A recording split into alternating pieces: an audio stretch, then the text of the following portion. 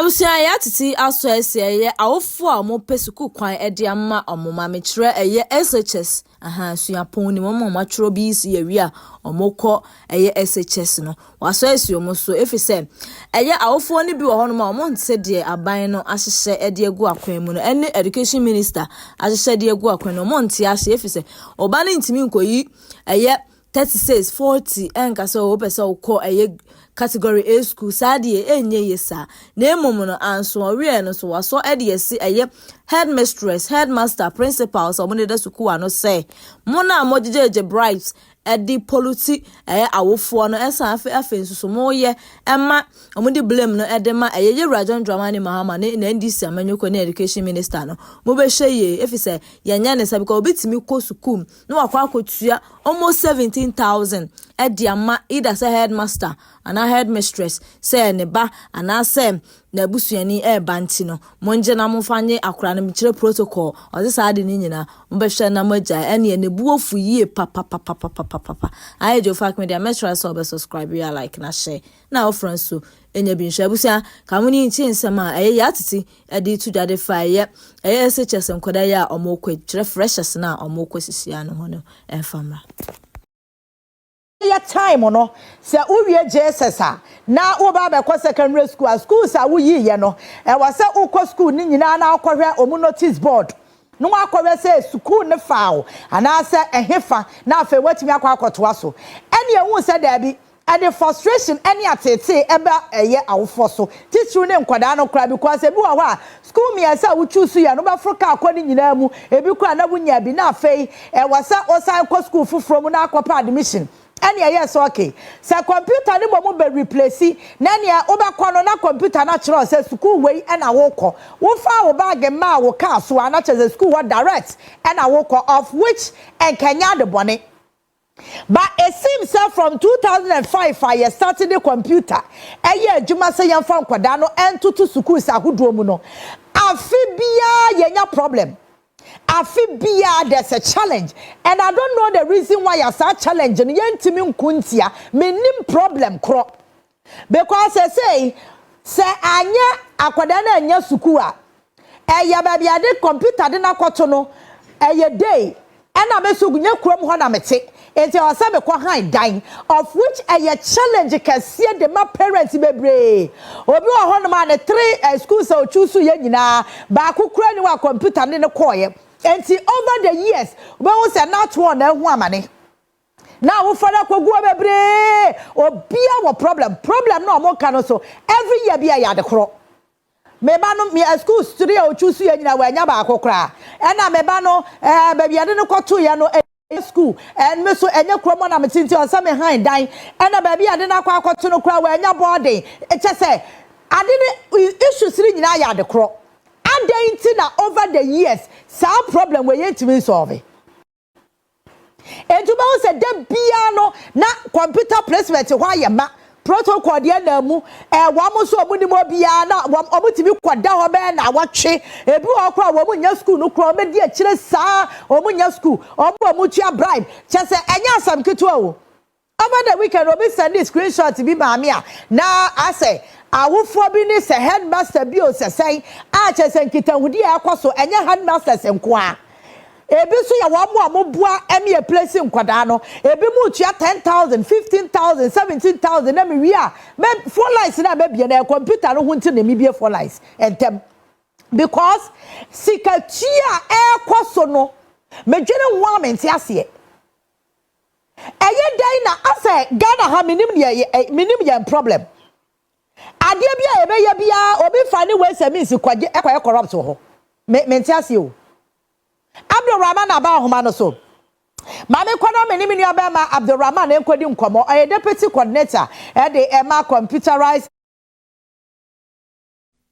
and placement system. Abdul, good morning. Nyami adom na unso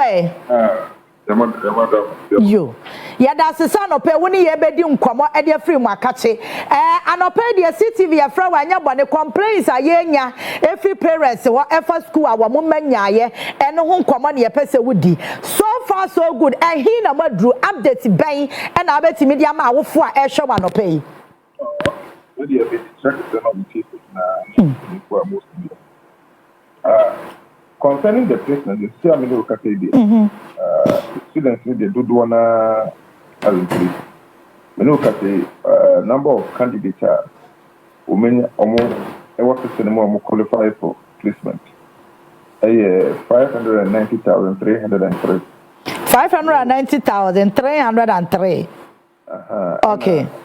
Many look at the your PC 572,416. 416. Yeah, so okay. 96% of the 96.9 candidates have been placed. This is here the students at Caribbean omunya placement apenya no omo for self placement also omo for portal also no omo for selective schools also omo. But challenge yewo and they say we say akoba say do na omunya schools no. Yeah. Omo pese omo ye omo schools no. And some of them challenges ewo say over no more over 25 over 30. Okay, sir, young fan come back to the first source. We can be able to see the child, to see beauty of St. Monica's, St. Joseph's, Nadi. And see quite a number of the people in the system as it stands now are like Omo Kate, Omo near school, near school, now to school no Munyan, Ominja, Ambosom. And he said, sister around now, who conform 96% placement there. Technically, no, but not for the fact that they are Nipano. The choice then there shouldn't even be a problem at the moment. But you see, I look at it, good one and they keep the efforts to make sure that they change the schools. So that is really the problem that we have currently as it stands now. It has to do with choices, not necessarily not having schools. All right. The over the years, it's like you start a computer placement. Problem ni bako. Menya school. Me 3 choices. I'm here na yamfa man kwa bako kra. Obisi baby ademe kwa ya no day school nti awasa me kwa hindan. Obisi baby ademe 2 ya no menya boarding nti awasa me rent. As a problems ni ya de kro over the years. At the end the causes are problems no. Thank you very much, Madam. So we start that question. With this particular challenge, I can happen. Maintenance and cafe system na CSS era no. A perfect system to say be all right. But with issues that we see here, largely. As well, Macan. A ban of camera, I will follow also one crown. Any selection. Do one and form of okay. Concentration. Our first choice, no second choice. It is a who myself call young fellows Achimota. Now to board the Yakanina. Normally, no, or more drink and sell and call. They are all the economy to be the Achimota and Oko. In the combined say, I can miss it out on the first and second choice now. Who won't in the it's not a true reflection of what either the parents and as a person. Okay. For example, there are situations that Mother Religion Center will be at a castle, but to sue or super sec, it is so deep. Obra or the Pontinia High School or castle, at least, I don't know how to sue there, with me as a car call because I don't know, between 10-15 minutes right withdraw. But to sue or super sec, deep at the third choice. And I come and say placement to buy or maintain a second when you're the third choice. About placement center. Next time say that I simply computer man or super sec now all the way day now not castle and I was perform the back. We will form national on one soon to super sec on one soon to so day. And I'm one out to sue. I say now me then I'm say me first choice in Tina. Yes, or to sue keke. Such a situation. It is this consent you have to look at it. So no kata on kata me to sue. Super sec it to sue deal. Or like a computer need to make 2 or super sec no man deal. Into be on 2 T no.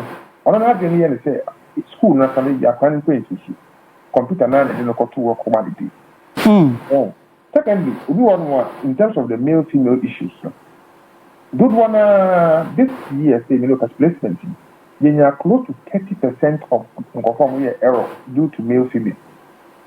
Obama independent male, but I'm click here, no matter if female, or a female, no matter if female. close to 30%. Imagine that 600,000 plus data now, getting to 30% of them male-female issue. I don't know, and yes, CSS for and I said GS and Ministry of Education public, and I said one person. Key in data right from the onset. Normally, it differs from district to district. And what normally happens is that this is one more. Almost schools or more this is now the more choices in the back. Now this is not a key into the system. If you move on more schools now, into the Coma Cafe operators, normally. In the process of keying in, you can be a milk crowd out in the city. Oh, into a banner. Omodi ba yen type because of him say these challenges are there. There will be a data sanitization. Okay. In general, you to your boss a good through and making sure say your best sanitization data. But the be a challenge in Kakra or yen from say. Over 2 years be a pen Adam.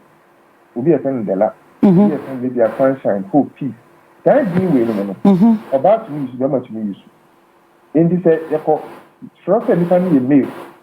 A very difficult to go any penny female. Those names you on more, but the command said Nipani Abdurrahman. Now Abdurrahman, the owners of the money there. That is some of the challenges that you want to see. The emphasis parents now for me, for the so it's computer will be control males, female school, and I say females who are on that particular gender now. 99.9% of the situations, if we be on key data, a data about CSS and generated data.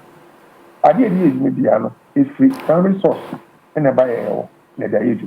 And there's no way we can change the gender of an individual. Say, we are the who call a girls' school. Not a binty. I will say, sensitization is a tutu and I say, Kokobokoma. Schools, district education officers now we are responsible in keying in those choices. Not more, you are more not mistakes, because that is what brings about some of this challenges. All right, now, a moody so now a marquadano on the onya school nibi kra. Yes, what is happening is that we have depending on choices I will make it. Okay. And our choices, we're gonna cast a computerized selection, school selection and placement system now. And yet, modern bucket and a share the mouse placement. And yeah, modern bucket in terms of the performance. Okay. First of all, performance here number one. For selection, residential status, maybe day of boarding account. Program of selection account, and it stands for 15% quota for public schools. Okay. The elements are a constitutive furnishing, the criteria for the selection. Into the banner performance, obviously, the way that you fix, no way that you 12. Who are only assessing who advantage in the BR 12 and only a basic. Your banner is their program of selection. The only to school abundance in high school and out to science. So, we to school abundance in high school or to school general attendance, special attendance of home economics. And so, we say, more competition and for everything. Because then you say, or more normally, or more graduated towards science, or more accept you. I say, or me a fast, and that's or me a brilliant. Yeah. And normally, even in JSS school, say, Ubi, you have to go for a time. That kind of notion. Normally, or more are seen to be more brilliant. Quite a number of it takes more towards the science. Into go to school born is now to science.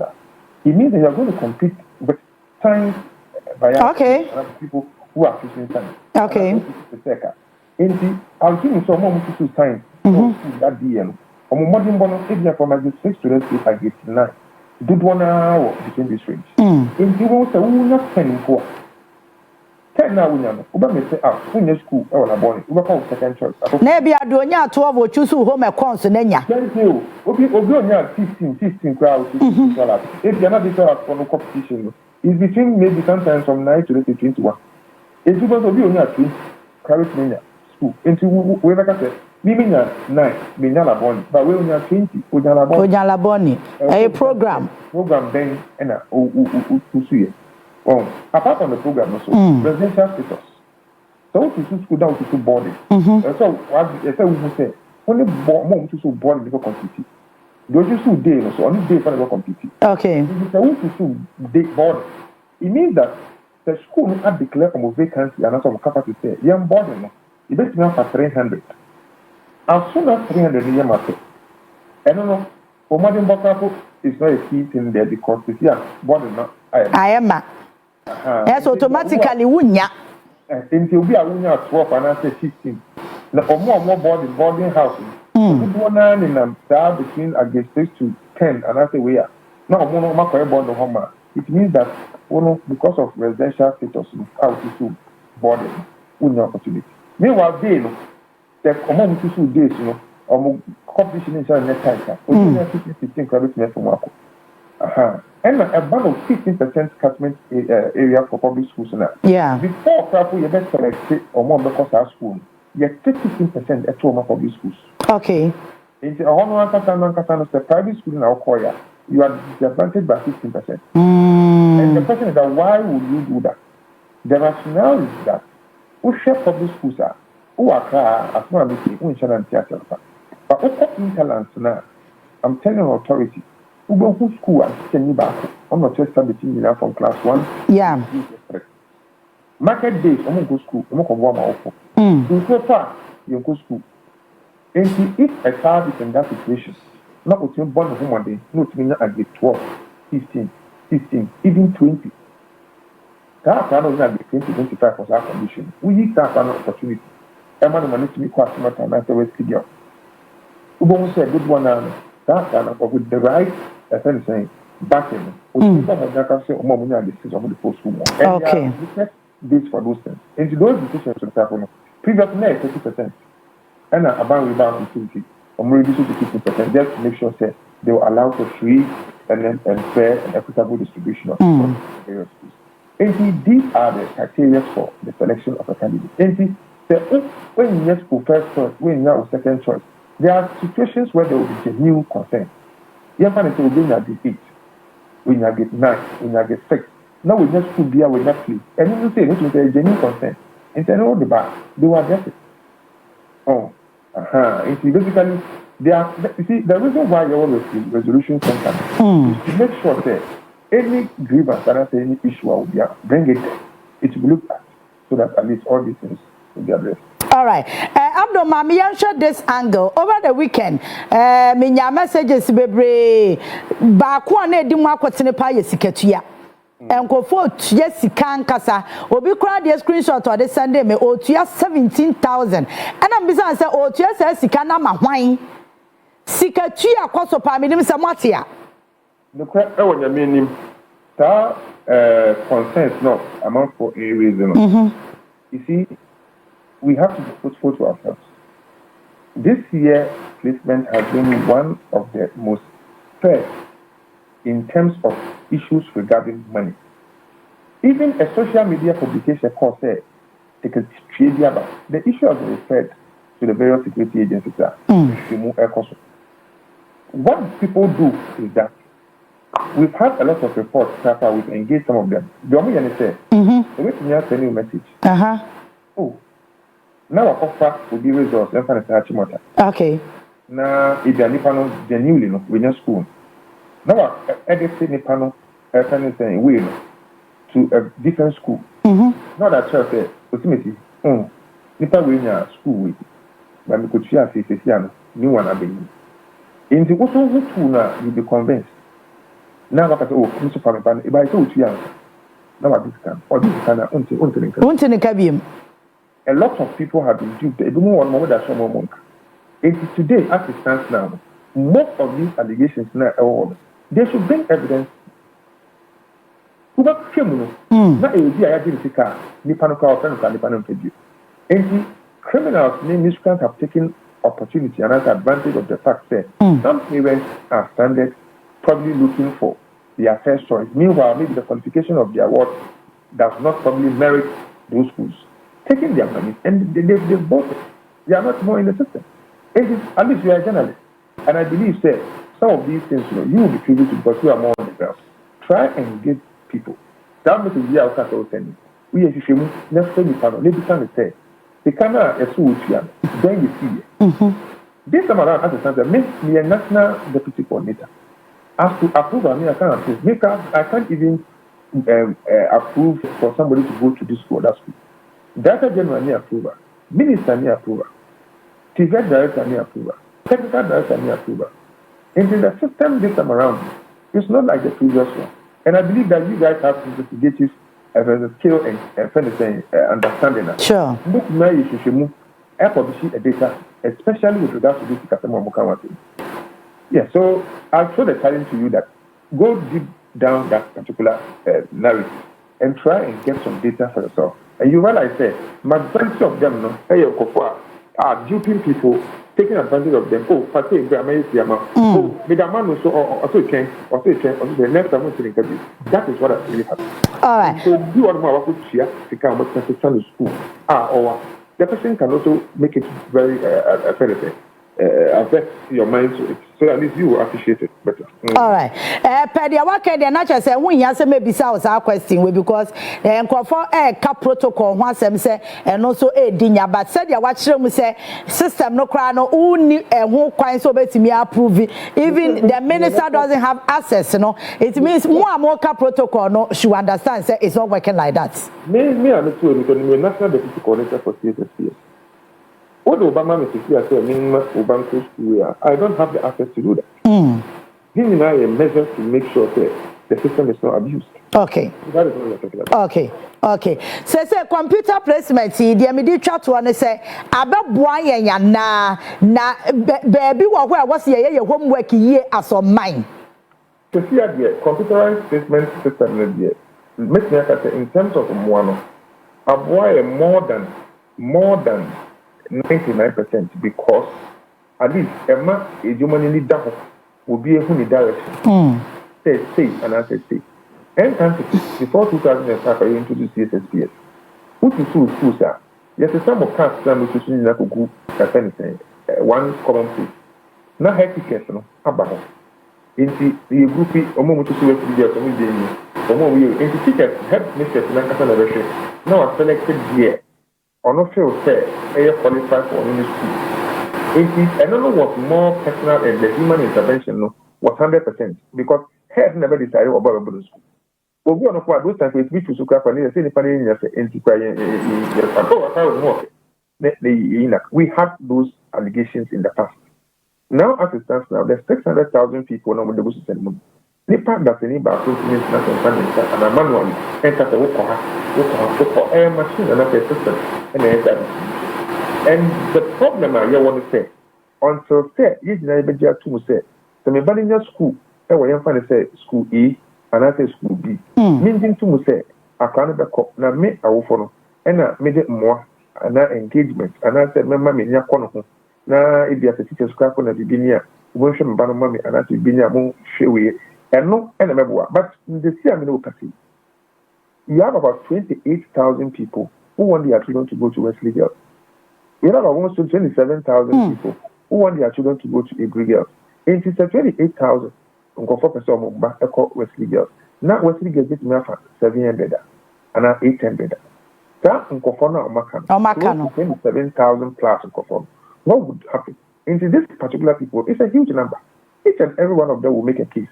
Either to Global Resolution Center, or we make a call. It creates an impression as though the system is not favorable, but it's competition.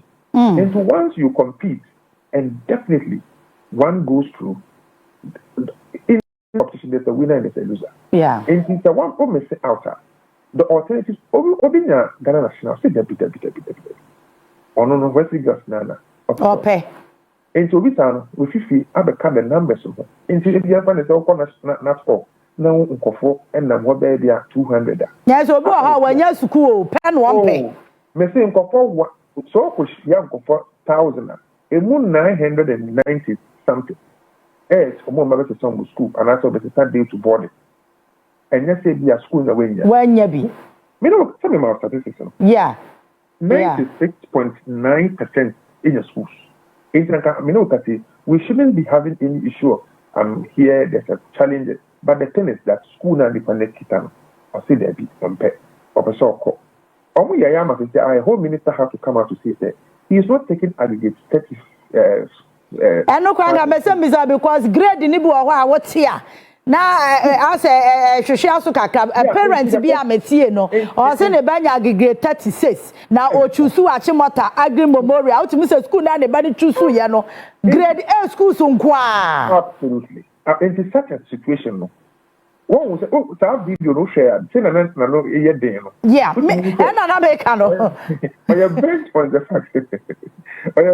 fact that Debbie the on chance say Akwarinya 36 so the 35 onya sa school now no there be on theater na obi na 37 na sa nipa no we just say school over friend say ko friend nipa baba ka so obi ani wata na o kana dia according to the point the optics not there it might look different but if you appreciate the real issues over like I said there's really no issues your uncle for naturally more choices a critic problem more.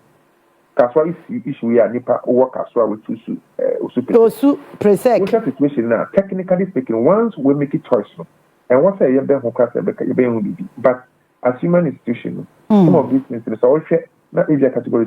This could be our space or home. Let's make us okay. Why not? Let me change for you. And no. Because one journalist say, I didn't see that. Yeah, the same in such a way say. Obi to school wa obi be ewunya resolution center be enu call be enu into onkwa internet na me dey e no so be yes a human institution so exactly it error it can come from both sides and at least it's good say resolution center is there just to mediate between the two and I believe that is that. All right Abdul Mamena was here no penny cheche ma de amaye I think say niama bia ni ada ho nti no your parents and so be careful bibia ni be sign any wedding komo thank you very much Abdul Rahman the deputy coordinator for your computerized school selection and placement system and ya ne na kwa akodi enkomo no but I think say another conversation that was ye nyina ye have grace na ye mani nyane any school no won say the last time na me ka say vice president time na oye mo fra Mr. Podoma me na me no ento asa nkomo we